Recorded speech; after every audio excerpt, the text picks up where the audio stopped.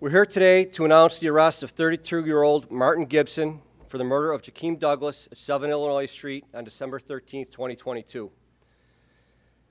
Also charged in relation to this case is 31-year-old Devontae Lippens. He's charged with shooting one of the other victims on Illinois Street 2 years ago. On December 13, 2022, at around 10:30 at night, Rochester police officers responded to 7 Illinois Street for multiple calls of gunshots and people shot. Officers arrived on the chaotic scene and found evidence of a shootout in the basement. Nearly 20 gunshots were fired by multiple weapons. While officers were attempting to secure the scene, 5 shooting victims arrived at local hospitals. 4 victims were transported by private vehicle to Rochester General Hospital. 1 was transported to URMC by ambulance. Jahkeem Douglas, 24 years old, was one of the victims dropped off at RGH. He was pronounced dead shortly after arriving. The other men shot were all between the ages of 19 and 30 years old. Investigators learned the house on Illinois Street had been rented out for the evening to record a rap video and commemorate a murder victim from several years ago. There was around 20 to 30 people in attendance. A little before 10:30 p.m., a group entered the residence and made their way to the basement. They arrived with the intent of confronting a man they believed had previously stolen an illegal handgun from them. After finding their intended target in the basement, multiple gunshots were fired by multiple people, resulting in 5 men getting shot. We do not believe Mr. Douglas was the initial intended target of this shooting. Following the shooting on Illinois Street, retaliatory gunshots were fired at multiple locations throughout the city of Rochester, including on Waring Road and on Henry Street. Working in coordination with patrol investigations, we were able to rather quickly determine that all of these incidents were connected. Patrol investigators executed a search warrant on Henry Street. They recovered 3 handguns, an assault-style rifle, 2 shotguns, several bulletproof vests, several extended magazines for both rifles and pistols, a large quantity of Suboxone, fentanyl, amphetamine pills, and over 50 grams of cocaine. Fairly soon after the shooting, investigators were able to identify the people involved, but the investigation stalled out due to a lack of cooperation. For the last 2 years, homicide investigators remain relentless in pursuing leads, working with the patrol and narcotics investigators, as well as Assistant District Attorney Merrick Sadler. Over the last month, ADA Sadler began presenting evidence to a grand jury. This week, a 32-count indictment was handed out pertaining to the mass shooting at 7 Illinois Street, as well as to the illegal weapons and drugs recovered on the Henry Street search warrant. Martin Gibson, the suspect identified as the person who shot and killed Jahkeem Douglas, he was also one of the people that was shot that evening. Early Tuesday morning this week, our SWAT team executed a narcotics search warrant at Gibson's house, 372 Glenwood Avenue. The search warrant execution was a result of a coordinated effort between homicide and narcotics unit as well as our SWAT team. Gibson was taken into custody while sleeping in his bed. With him in bed, he had a loaded 9mm handgun and a .22 caliber rifle. Also recovered in his bedroom was about 10 grams of cocaine and paraphernalia used to package and sell drugs.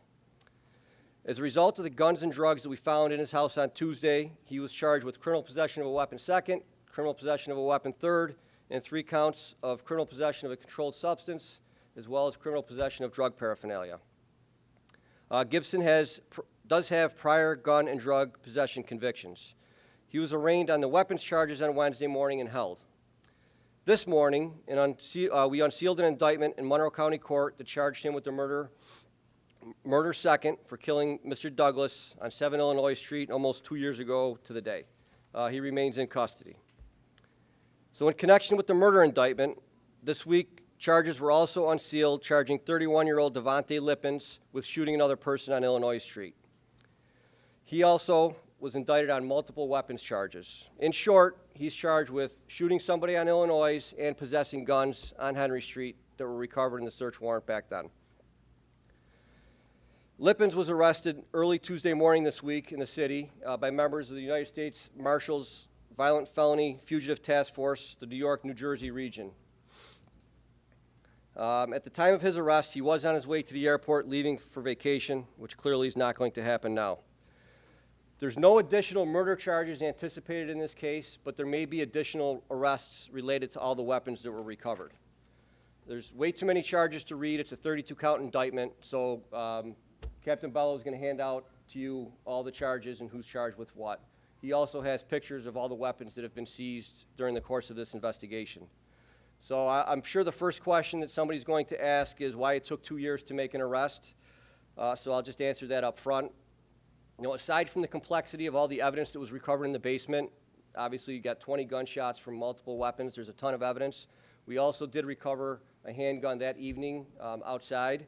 So aside from all that, the processing of the evidence, you know, the big reason was a lack of cooperation from people that were there or people that had knowledge of this crime.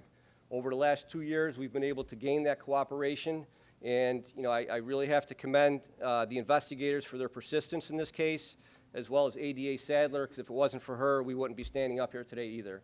So that's in summary what happened. I know it's a lot of information. If you guys have a few questions, we'll take them.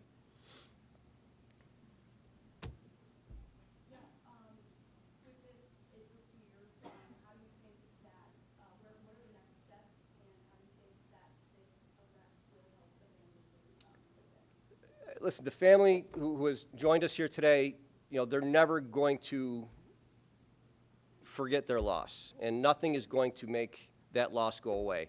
But at least now there's a sense of relief knowing that somebody's going to be held accountable, and they at least have answers to questions that they've had for the last 2 years.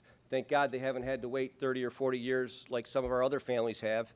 2 years is absolutely too long of a time, but at least now they can move on with the next phase of the healing process. They'll never fully recover from it. They're always going to miss him, but at least now, you know, we've provided them answers that they've desperately wanted over the last couple of years.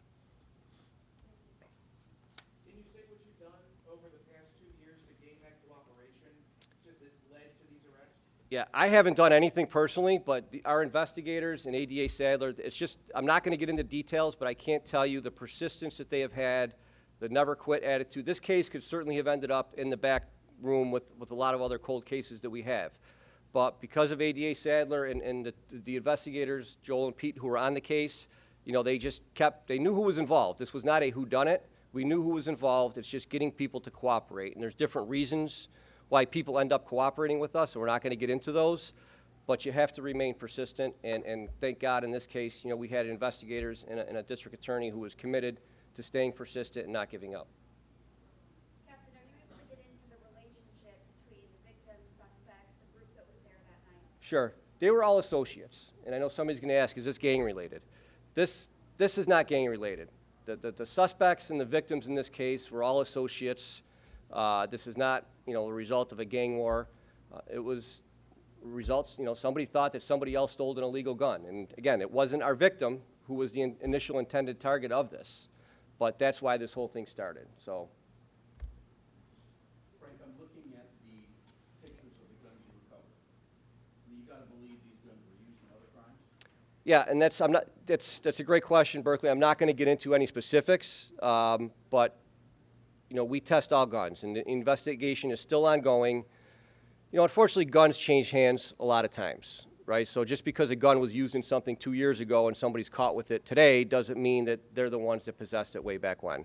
So it's certainly helpful to know if it was involved in other incidents, but these specific weapons that we recovered, I'm not going to get into specifics. Nobody is being charged with anything other than what we talked about today pertaining to those guns.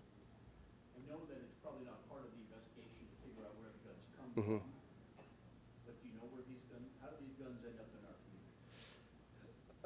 You know, we're not going to talk specifically. I don't know where these guns specifically came from. We trace all the guns that we recover. We trace. It just wasn't pertinent to this investigation, so I don't have that answer for you.